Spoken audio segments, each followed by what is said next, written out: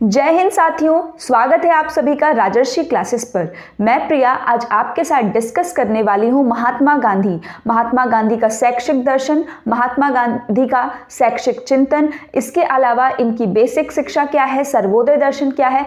इस पूरे के पूरे टॉपिक एक तरीके से आप कह सकते हैं तो महात्मा गांधी का जो कंप्लीट है पूरा, जिससे आपको पूरा एक मास्टर आंसर किस तरह से हम इसको बनाएंगे, किस तरीके से एग्जाम में आए हुए क्वेश्चन को हम टैकल करके अपने आंसर को और इफेक्टिव बनाएंगे, इस पूरे तथ्य के ऊपर आज हम करने वाले हैं चर्चा। तो सबसे पहले अगर पहली बार राजर्षि क्लासेस पर आप विजिट कर रहे हैं तो जल्दी से रेड कलर का सब्सक्राइब लिखा होगा, चैनल को सब्सक्राइब कर लीजिए। इसके साथ ही अगर ऐसे ही और भी नोटिफिकेशन आपको चाहिए तो आप जल्दी से बेल आइकन को क्लिक कर दीजिए। और अगर आपको ये वीडियो समझ में आए, अच्छा लगे तो जाने से पहले लाइक जरूर करें। तो आइए हम स्टार्ट करते हैं। तो वीडियो आपकी थोड़ी लेंदी हो सकती है, तो मैं इसको दो पार्ट में कोशिश करूंगी कि मैं इसको दो पार्ट में करा दूं ताकि थोड़ा बोरियत भी कम हो और उसके साथ ही आपका कंटेंट जो है वो अच्छे से प्रॉपर आ जाए। क्लियर? तो देखिए, अब यहाँ पे जब हम देखते हैं तो सबसे पहले महात्मा गांधी ये क्या है, इंडियन एजुकेशन फिलोसोफर के अंदर हम इनको पढ़ते हैं। तो हमें कुछ और लोगों जैसे शंकराचार्य हो गए, महात्मा गांधी हो गए, एनी बेसेंट हो गए, ऐसे और भी कई सारे शैक्षिक जो दार्शनिक हैं हमारे क्षेत्र के, भारत के, जिसकी हम बात करें इंडियन, आपको वेस्टर्न भी पढ़ना है कुछ और कुछ इंडियन भी पढ़ना है। तो इंडियन फिलोसोफर के अंदर हम महात्मा गांधी को पढ़ते हैं। ठीक, तो अब यहाँ पे महात्मा गांधी जो हैं, बचपन से लेकर आज तक हमने महात्मा गांधी को ज़रूर जाना है, सुना है, पढ़ा है उनके बारे में। तो उनके बारे में कुछ बेसिक तथ्य और जानकारी मैं आपको बताऊं, उसके पहले मैं आपसे ये डिस्कस कर लेती हूँ कि क्वेश्चन इनसे किस टाइप से आता है, ताकि थोड़ा आपको समझ में आए कि आपको पढ़ना किस प्रकार से है। तो देखिए, ये रिपीटेड क्वेश्चन है इनका, एजुकेशनल थॉट्स या आपको दे देगा एजुकेशनल आइडियाज़, शैक्षिक चिंतन दे दे या शैक्षिक विचारों को आपको क्या करना है, विवेचना करना है किसके, महात्मा गांधी के। ये रिपीटेड क्वेश्चन है और मोस्ट इंपॉर्टेंट क्वेश्चन है। इसके साथ ही एंड इट्स कॉन्टेम्पोररी रेलिवेंस, मतलब समसामयिक, इसका मतलब होता है कि आज के परिप्रेक्ष्य में, आज के समय के अनुसार इसका रेलिवेंस क्या है, इसकी प्रासंगिकता क्या है। प्रासंगिकता इन द सेंस हम ये कहते हैं कि महात्मा गांधी ने जब ये अपना जो भी दर्शन जिस प्रकार से भी दिया उस समय तो कैसा था, और अगर आज के मॉडर्न वर्ल्ड के साथ उसको हम कंपेयर करें तो क्या वो सही होता है या नहीं होता है, होता है तो किस प्रकार से, तो इसको आपको पॉइंट वाइज लिखना होगा। तो क्वेश्चन बहुत ध्यान से देखिएगा क्या पूछा है। उसके बाद एक और इनका क्वेश्चन है जो बेसिक एजुकेशन से पूछता है, बेसिक एजुकेशन जिसको हम बुनियादी शिक्षा भी कहते हैं, तो इससे भी पूछता है क्वेश्चन आपसे। और एक है इनका सर्वोदय दर्शन। ये तीन इनके मोस्ट इंपॉर्टेंट क्वेश्चन है और इस पूरे के पूरे वीडियो में जो भी हम दो पार्ट में बनाएंगे, इसमें हम इन्हीं तीन क्वेश्चंस के ऊपर पूरे डिटेल में डिस्कशन करने वाले हैं ताकि आपका आंसर पूरा कंप्लीट अच्छे से आपको आ जाए। और इस चीज़ की मैं आपको श्योरिटी दे सकती हूँ कि अगर आपने गांधी जी का पूरा वीडियो बिना स्किप किए अगर ध्यान से समझ लिया, एक बार या दो बार भी वीडियो देख लिया, तो आपको फिर कहीं तीसरे जगह उसको देखने की ज़रूरत नहीं होगी। इस चीज़ की मैं आपको श्योरिटी दे सकती हूँ। तो वीडियो को लास्ट तक बहुत ही ध्यान से कामली बैठ करके देखिए। तो अगर आप बात करते हैं एजुकेशनल थॉट की, शैक्षिक चिंतन की, तो चूंकि हम क्या मान रहे हैं गांधी जी को, गांधी जी एक फिलोसोफर भी हैं और एक एजुकेशनिस्ट भी हैं, शिक्षाविद भी हम इनको कहते हैं और एक दार्शनिक भी कहते हैं। क्यों? क्योंकि इनके विचार कुछ इस प्रकार के हैं। तो क्वेश्चन सबसे पहली चीज़ कि जब आपसे एग्जाम में पूछता है तो आपको ये बहुत अच्छे से ध्यान देना है कि क्वेश्चन की डिमांड क्या है। हो सकता है कि क्वेश्चन अगर आपसे कुछ लेटेस्ट भी पूछ दे, नया लगा के भी पूछ दे, तो वो पूछेगा इतना ही, और जो मैं आपको करा रही हूँ लिखना आपको यही है, सेम यही लिखना है। सिर्फ अंतर क्या होगा, ध्यान से समझिए कि जो आपसे क्वेश्चन में पूछेगा आपको हेडिंग उसको रखनी है, स्टार्टिंग की कुछ लाइन्स उसको देनी है, उसके बाद आपका कंटेंट रहने वाला है यही। तो देखिए, पहले अब मैं कुछ तथ्यात्मक जानकारी गांधी जी के बारे में बेसिक जो सबको पता है वो मैं बता देती हूँ कि जैसे गांधी जी का जन्म कहाँ हुआ, कब हुआ। तो गांधी जी का जन्म आपका काठियावाड़ जो गुजरात में है, पोरबंदर नामक स्थान पर हुआ, जो कि और किस दिन हुआ, 2 अक्टूबर 1869 को इनका जन्म हुआ। और गांधी जी की मृत्यु कब हुई, तो 30 जनवरी 1948 को नाथूराम गोडसे द्वारा इनको गोली मारकर इनकी हत्या कर दी गई।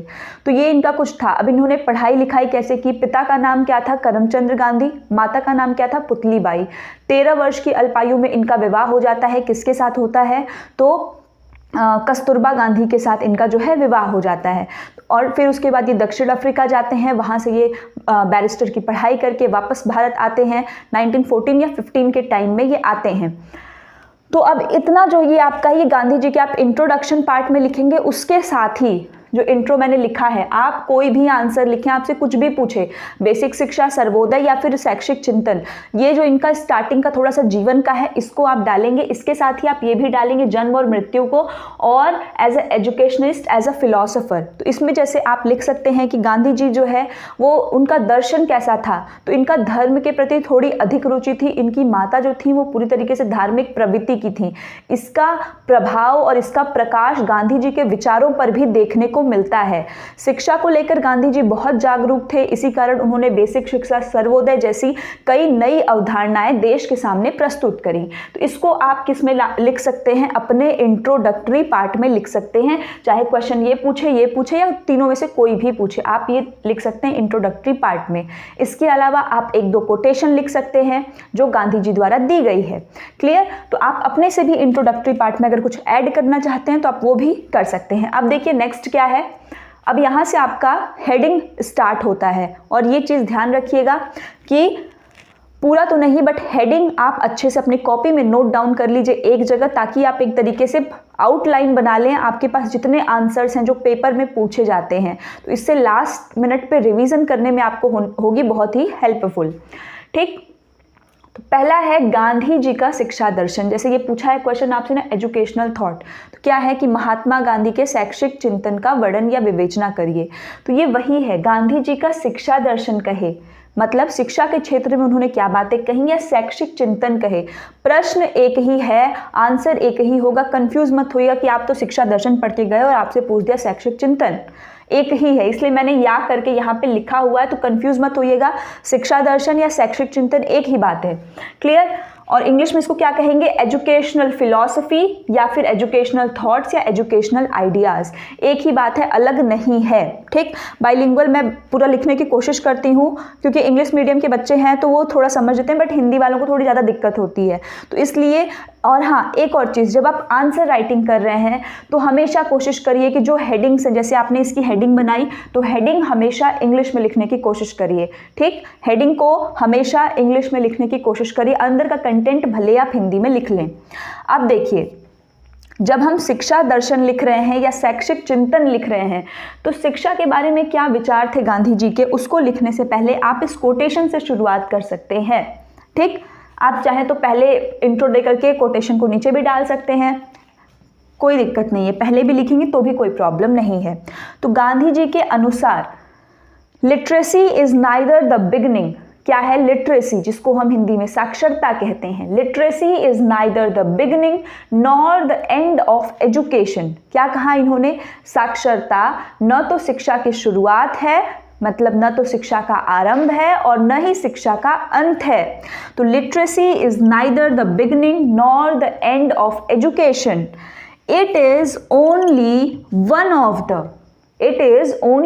ऑफ द मीन्स, ये कई साधनों में से वो सिर्फ एक साधन है, where by men and women can be educated, मतलब कई साधनों में से ये बस एक साधन है जिसके द्वारा हम स्त्री को या पुरुष को शिक्षित करते हैं। तो साक्षरता के विषय में गांधी जी के विचार कैसे थे, इससे क्या झलक आ रही है कि इनका शिक्षा दर्शन या शैक्षिक चिंतन कैसा था। इनका मानना था कि जो साक्षरता है, जो लिटरेसी है, वो क्या है, वो neither the beginning nor the end. जो साक्षरता है वो न तो, अगर कोई देश साक्षर कह रहा है खुद को 100% या 95%, तो न तो वो एजुकेशन की शुरुआत होती है, न वो एजुकेशन का अंत होता है। ये सिर्फ एक तरीका है जिससे कि हम जो है मेल और फीमेल, स्त्री और पुरुष को क्या कर सकते हैं, एजुकेट कर सकते हैं। अब इस कथन को भी चाहे आप तो इंट्रोडक्टरी पार्ट में ऊपर या नीचे की तरफ लिख करके इसको और समझा सकते हैं कि इसके द्वारा इन्होंने क्या कहना चाहा। इसके अलावा मैं आपको कुछ और की पॉइंट्स दे रही हूँ। ये की पॉइंट्स आपके आंसर राइटिंग को इफेक्टिव बनाएंगे। आप इसमें अपने इज़-एम-आर जिसका भी प्रयोग करना है, हिंदी इंग्लिश का प्रयोग करके ये जो पॉइंट्स मैंने लिखे हुए हैं, इनको अपने पैराग्राफ में डालना है, मतलब पैराग्राफ में यूज़ करना है, जैसे कुशल राजनीतिज्ञ। इन सब का यूज़ आप चाहें तो इंट्रोडक्टरी पार्ट में भी अगर आप करना चाहते हैं तो कर सकते हैं। मैं आपको अभी एग्जाम्पल के तौर पे भी बता दूंगी कैसे। तो पहले आप देखिए क्या क्या है। पहला क्या है, कुशल राजनीतिज्ञ, समाज सुधारक, धार्मिक प्रवृत्ति, साक्षरता, आत्मनिर्भर, आत्मिक उन्नति, एकादश व्रत और नैतिकता। तो ये जो की पॉइंट्स हैं इनको आप जब आंसर को लर्न कर रहे हैं तो इन पॉइंट्स को एकदम अच्छे से याद करिए, एकदम अच्छे से आपको ये पता होना चाहिए। इसमें बहुत सारी चीज़ें ईजी है जो आप खुद से भी कर लेंगे, कोई दिक्कत नहीं है। देखिए, तो अब जब आप आंसर को राइट कर रहे हैं तो आपको कैसे करना है कि गांधी जी एक कुशल राजनीतिज्ञ होने के साथ साथ, या फिर उनके जीवन को अगर हम देखें, गांधी जी के जीवन वृत्तांत को देखें तो हमें पता लगता है कि वो एक कुशल राजनीतिज्ञ थे। क्यों? क्योंकि भारत को आज़ादी दिलाने में इनका अहम योगदान था और वो भी अहिंसा के माध्यम से। तो हम कह सकते हैं कि उनके पास जो बुद्धि थी वो काफ़ी प्रखर थी और इसी कारण वो एक कुशल राजनीतिज्ञ कहलाते हैं। वो एक समाज सुधारक थे, समाज को सही दिशा में ले जाने का कार्य किया, इसी कारण समाज सुधारक। उनकी माता बचपन से ही धर्म के प्रति मतलब अलग उनका रुझान था, जिस कारण उनके ऊपर भी धार्मिक प्रवृत्ति जो है अधिक दिखाई पड़ती है। गीता में उनका विशेष जो है क्या था, विश्वास था, वो उसको गीता माता कहते थे। साक्षरता के विषय में अभी आप देख ही रहे हैं क्या इन्होंने कहा, तो यहाँ पे भी आप लगा सकते हैं कि गांधी जी का अर्थ साक्षरता से बाकियों के मत से थोड़ा भिन्न था, और फिर ये कोटेशन भी लिख सकते हैं।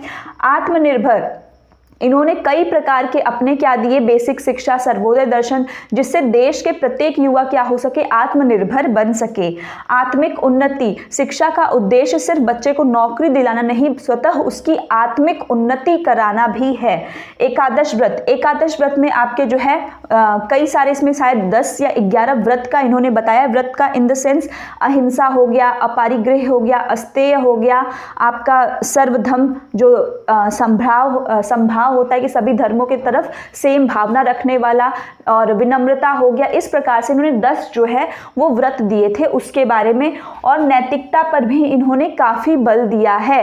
अब ये कैसे कह सकते हैं, तो जैसे उन्होंने साक्षरता को सिर्फ एक क्या माना, तरीका माना, एक साधन माना कि उसके थ्रू, उस साधन के थ्रू हम साक्षर कर सकते हैं। तो गांधी जी ये भी कहते हैं अगर कोई व्यक्ति के पास बहुत डिग्रियां हैं, वो बहुत पढ़ा लिखा है, और अगर वो व्यक्ति पढ़ा लिखा होने के बावजूद अपने से बड़ों का आदर नहीं कर सकता, अपने से बड़ों को सम्मान नहीं दे पा रहा है, उसको पता नहीं है कि किससे किस प्रकार का बात करनी है, व्यवहार है, तो उसके अंदर नैतिकता की कमी है और वो पढ़ा लिखा नहीं है। क्लियर? तो ये आपके कुछ की पॉइंट्स थे। इन की पॉइंट्स के बेस पे आप गांधी जी के बारे में अपने लॉन्ग आंसर में क्या कर सकते हैं, पॉइंट दे सकते हैं। अगर आपके पास टाइम कम है तो कुशल राजनीतिज्ञ आप इसको पॉइंट पॉइंट में भी करके लिख सकते हैं। जैसे कि आपने एक पॉइंट लिखा कि गांधी जी कुशल राजनीतिज्ञ थे इस कारण, तो पॉइंट में भी आप आंसर को लिख सकते हैं। क्लियर? तो ये आपका शिक्षा दर्शन और शैक्षिक चिंतन था गांधी जी का। अब जो सेकंड इनका हेडिंग है, हेडिंग को देखिए, अलग से मैंने नोट आउट भी किया है, बट इसको आप कॉपी पे लिख भी लीजिए। क्या है? शिक्षा का संप्रत्यय, concept of education according to Mahatma Gandhi. आप पूरा की पूरी हेडिंग भी लिखे हैं, मेरे पास स्पेस उधर उतना नहीं था इसलिए मैंने यही लिखा। इतना लिखेंगे तो भी चलेगा क्योंकि क्वेश्चन में गांधी जी का ही पूछा है। तो महात्मा गांधी और शिक्षा का संप्रत्यय, ऐसे भी आप लिख सकते हैं।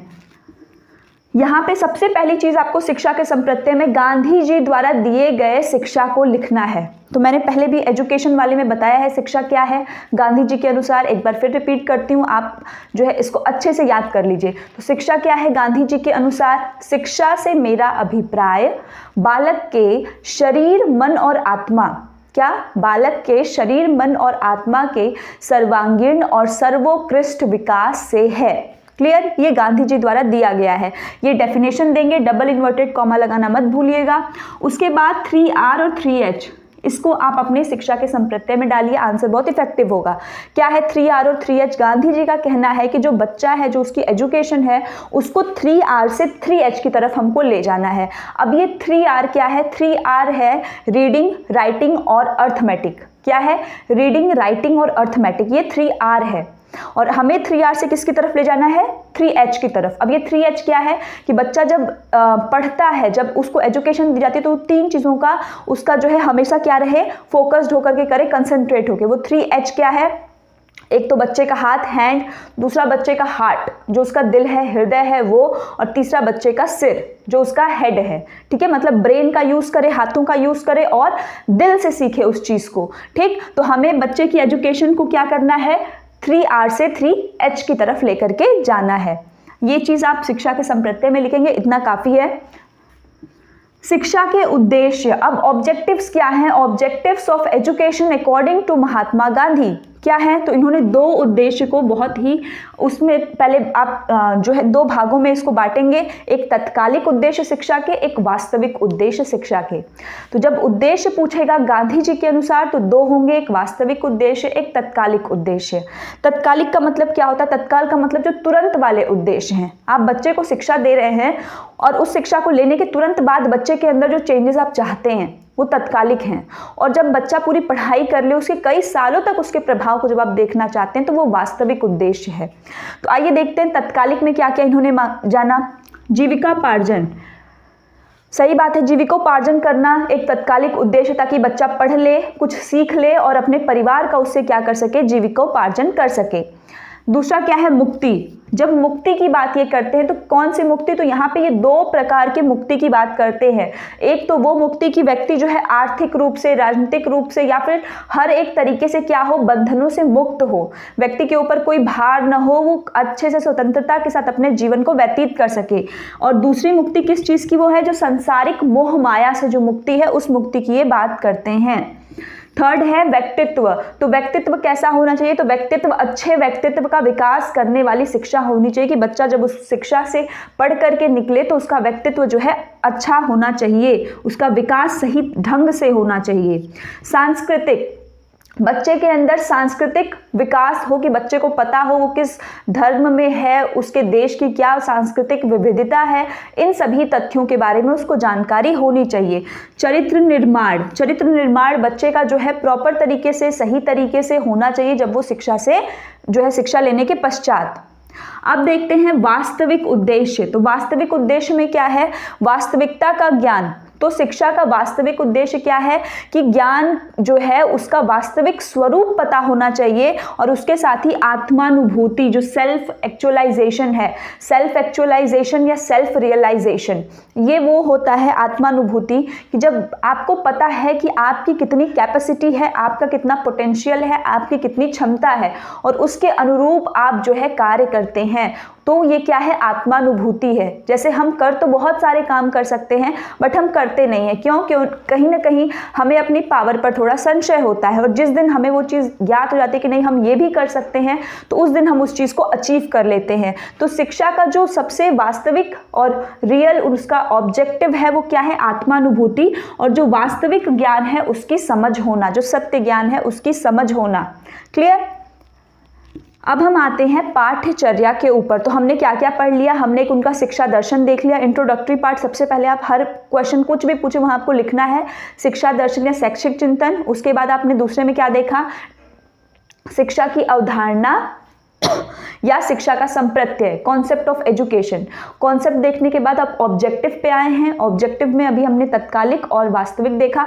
अब हम करिकुलम पे आएंगे, पाठ्यचर्या पे। तो पाठ्यचर्या में देखिए क्या है, तो सबसे पहले बुनियादी शिक्षा जिसकी हमने बात की, जैसे क्वेश्चन आता है, या बेसिक शिक्षा प्रणाली, दोनों एक ही चीज़ है, कंफ्यूज मत होइएगा।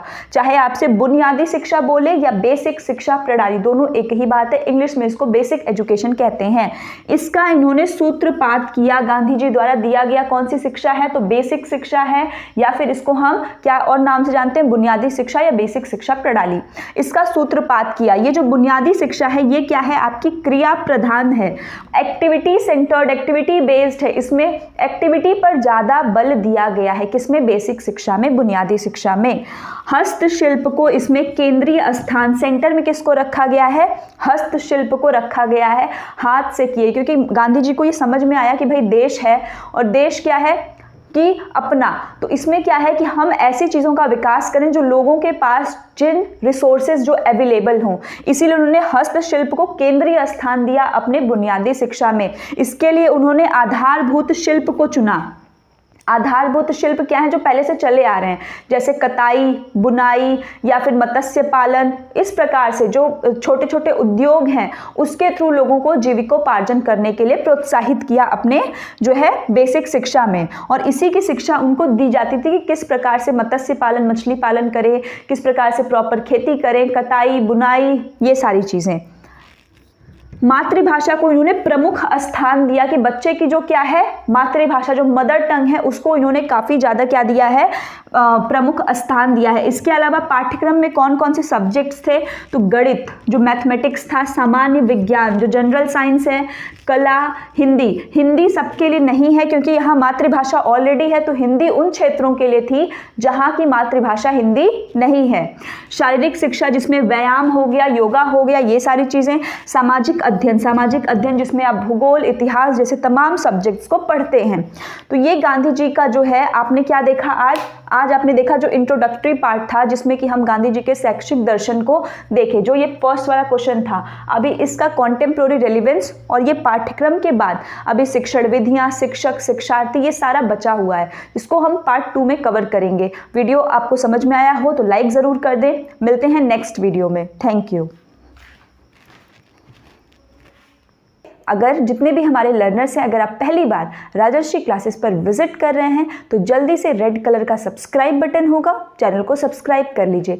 बगल में बेल आइकन होगा, हर नोटिफिकेशन अपडेट पहले पाने के लिए जल्दी से बेल आइकन को क्लिक कर दीजिए। और अगर आपको महात्मा गांधी की ये वीडियो अच्छी लगे, समझ में आए, तो जाने से पहले वीडियो को एक लाइक ज़रूर कर दें, और ताकि और भी जो आपके साथ पढ़ने वाले लर्नर्स हैं उनकी हेल्प हो, वीडियो को अधिक से अधिक शेयर भी कर दें। तो आइए स्टार्ट करते हैं। ये आपका क्या है, शिक्षण विधियाँ, दैट मीन्स टीचिंग मेथड। तो जो महात्मा गांधी का शैक्षिक दर्शन है उसके तहत इन्होंने किस प्रकार के शिक्षण विधियों, टीचिंग मेथड्स को बेहतर माना।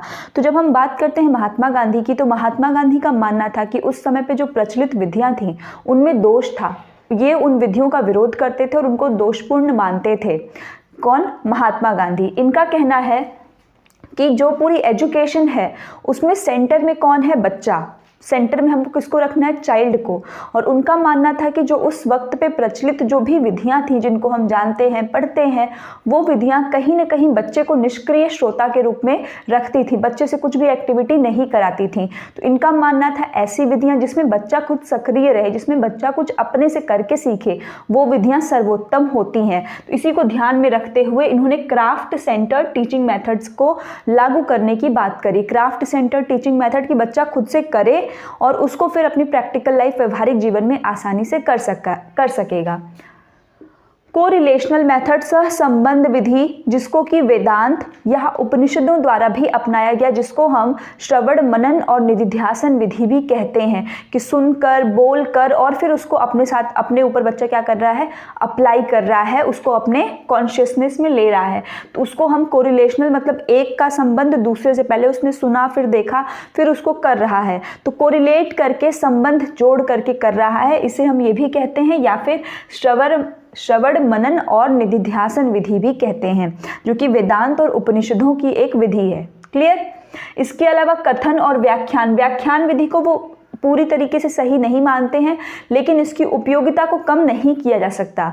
महात्मा गांधी का मानना है कि व्याख्यान विधि हो गई, लेक्चर जो होता है वो सिर्फ टीचर आते हैं, क्लास में लेक्चर देते हैं, बच्चे को कुछ भी समझ में आया नहीं है, इससे कोई फर्क नहीं पड़ता। तो लेकिन फिर भी लेक्चर कहीं ना कहीं अगर आप हायर क्लासेस के लिए देखें तो उसके लिए आवश्यक है, तो इसको इन्होंने उतना इग्नोर भी नहीं करा। प्रश्नोत्तर विधि को उन्होंने अच्छा माना है। अब वो पॉइंट जो आपके आंसर को बहुत ही बनाएगा इफेक्टिव, कि शिक्षण विधियों में गांधी जी का मानना था कि जैसे अलग अलग वाद आए। ठीक, अभी आप पढ़ेंगे वेस्टर्न फिलोसफी में भी कि अलग अलग हैं, जैसे नेचुरलिज्म है, प्रेगमेटिज्म है, इस प्रकार से हिंदी में हम कहें तो आदर्शवाद है, प्रयोजनवाद है। ठीक, इस प्रकार से कई सारे वाद आए जो कि पाश्चात्य संस्कृति से हमें देखने को मिलते हैं। तो गांधी जी का कहना था कि जो बच्चा है, जब हमको उसका सर्वांगीण विकास करना है, सर्वोत्कृष्ट विकास करना है, होलिस्टिक डेवलपमेंट करना है, तो हम किसी एक पक्ष पर क्यों झुकें? क्यों ना हम जितनी भी चीज़ें हमारे सामने हैं, जितना हमारे सामने ज्ञान है, हम उनकी सभी की अच्छी अच्छी विशेषताओं को लेकर के अपने बच्चों का क्या करें? सर्वांगीण विकास करें। इसके लिए इन्होंने कहा कि भाई बच्चे के होलिस्टिक डेवलपमेंट के लिए टीचिंग मेथड्स और ये सब कैसे होने चाहिए, तो देखिए शिक्षा का उद्देश्य कैसा होना चाहिए? आदर्शवादी उद्देश्य होना चाहिए। आदर्शवादी आपकी विचारधारा है, उस विचारधारा को जब हम पढ़ेंगे तो उसमें उद्देश्यों को पढ़ेंगे। तो फिलहाल आप इसको इतना ही जानिए कि इनका कहना है कि शिक्षण में जो उद्देश्य हो वो कैसे हो? आदर्शवादियों जैसे हों। शिक्षण विधियां कैसे हों? प्रकृतिवादियों जैसा। प्रकृतिवादी मानते हैं कि भाई बच्चे को जो कुछ भी सीखना है उसको वहीं पे ले जाके छोड़ दो, नेचर में ही सीख लेगा। वो नेचर में अगर उसको कोई भी दिक्कत है, कोई परेशानी है, तो वो खुद गिरेगा, खुद उठेगा और खुद से उस चीज़ को रियलाइज करके कर लेगा। तो ये प्रकृतिवादियों का मानना है कि प्रकृति के ही हम कहाँ रहेंगे, आंचल में रह करके चीज़ों को क्या करेंगे, सीखेंगे। इसके बाद पाठ्यक्रम, जो आपका सिलेबस है वो किसके अनुसार होना चाहिए? तो वो प्रयोजनवादियों के अनुसार। प्रयोजनवादी जो व्यवहारिकता पर अधिक बल देते हैं कि प्रेजेंट टाइम में आपकी जो यूटिलिटी है उसके अकॉर्डिंग। तो ये गांधी जी का ये बहुत इंपॉर्टेंट है, इसको अच्छे से आप अपनी कॉपी में लिख लीजिए, इसको आंसर राइटिंग में अपने ज़रूर इंक्लूड करिए। तो उद्देश्य कैसे हो? आदर्शवादी जैसे। और शिक्षण विधियां कैसी हों आपकी? तो ये आपकी शिक्षण विधियां जो है प्रकृतिवादी जैसे हों। और अगर पाठ्यक्रम की बात करें तो ये कैसे हों? तो ये आपके हों प्रयोजनवादी जैसे। क्लियर? अब नेक्स्ट हमारा पॉइंट है शिक्षक का। शिक्षक और शिक्षार्थी। तो शिक्षक कैसे होने चाहिए? तो शिक्षक जो है वो विद्वान होना चाहिए, सदाचारी होना चाहिए, मानवीयता का गुण उसके अंदर होना चाहिए, निपुणता, और भी कई सारे, जैसे आपने उपनिषद में पढ़ा होगा कि अपने जो है विषय का शिक्षक ज्ञाता होना चाहिए, एक अच्छा श्रोता और एक अच्छा वक्ता होना चाहिए, बच्चों की समस्याओं को समझने वाला होना चाहिए। इस प्रकार से शिक्षक की और भी अन्य विशेषताओं को आप इसमें जोड़ सकते हैं। सेम उसी तरह आप शिक्षार्थी के लिए भी जो आपको अपने से आता है आप उसको जोड़ सकते हैं। उसके अलावा जो विद्यार्थी होना चाहिए वो कैसा होना चाहिए? सदाचारी होना चाहिए, अच्छे आचरण वाला होना चाहिए। और चूंकि इनका कहना है कि जो एजुकेशन है वो पूरी की पूरी एक बच्चे के ही इर्द गिर्द घूम रही है, तो हमें बच्चे को किसी भी प्रकार एक्टिव रखना है, लेकिन बच्चे के लिए उन्होंने माना कि सादा जीवन और उच्च विचार। एक विद्यार्थी, एक शिक्षार्थी को कैसा रहना चाहिए? सादा जीवन और उच्च विचार वाली थियरी पर इनको बल देना चाहिए।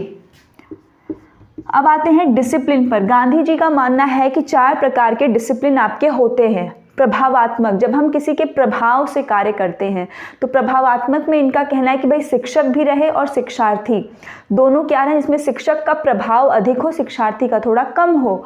लेकिन प्रभावात्मक भी जो है अनुशासन होना चाहिए, कि ऐसा ना हो कि टीचर को देखकर भी बच्चा जो है इनडिसिप्लिन कर रहा है, ऐसा नहीं होना चाहिए। दंड रहित, दंड रहित के लिए इनका कहना है कि जो है दंड को इन्होंने आवश्यक माना है, गांधी जी ने।